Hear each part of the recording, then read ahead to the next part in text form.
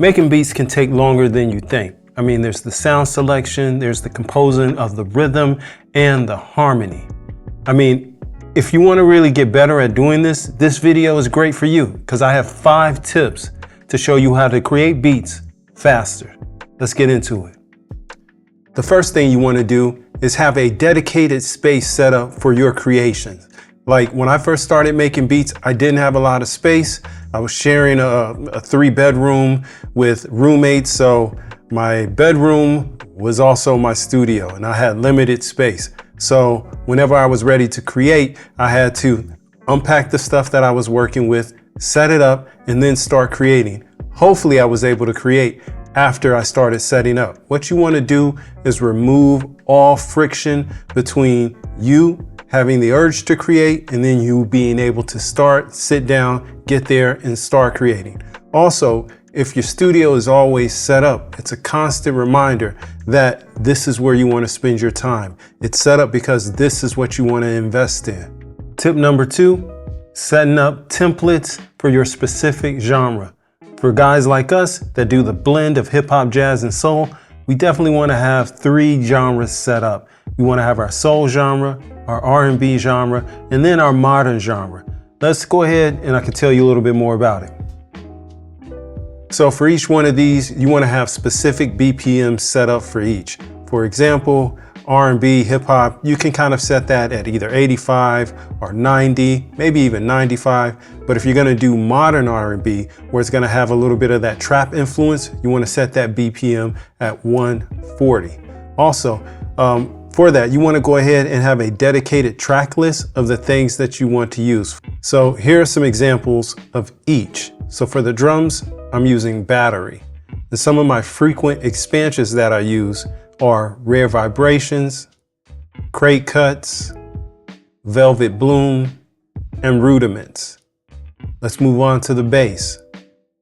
I use IK Multimedia's Moto Bass, Rickenbacker Bass. For synth bass, you can always go to the Mini V, which is a Moog emulation.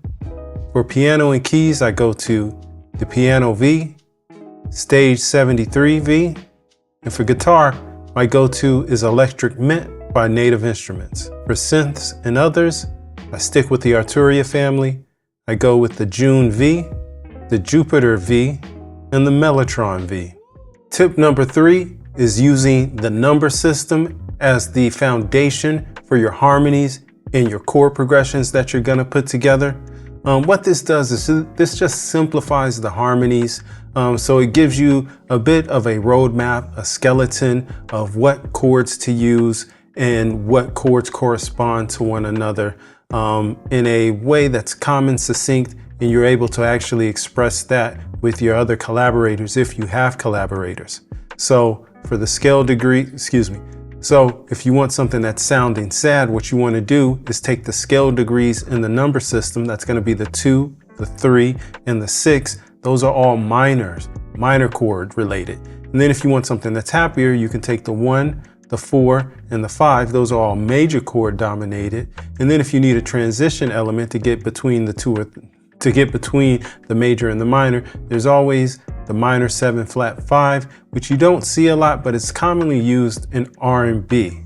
Tip number 4 is creating a second sequence while you're creating. Hear me out. So sometimes what I do is I'll get caught in the 4-bar loop syndrome where I'm trying to make the perfect beat and I lose sight that I'm trying to make an entire song. So what I'll do is I'll take that 4 bars and then I'll extend the loop. I may take the drums, I'll remove the bass and remove the melodic instruments first.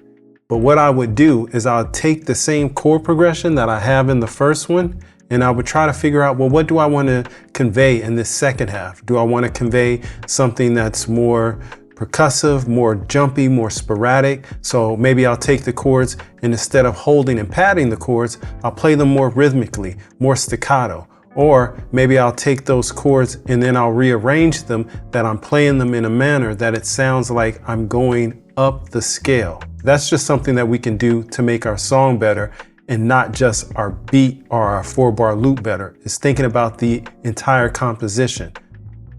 from hook, verse.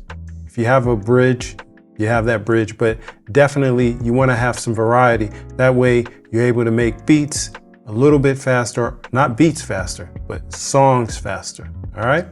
Tip number 5 is for those producers that also engineer, and that is while you're creating, spend less time mixing.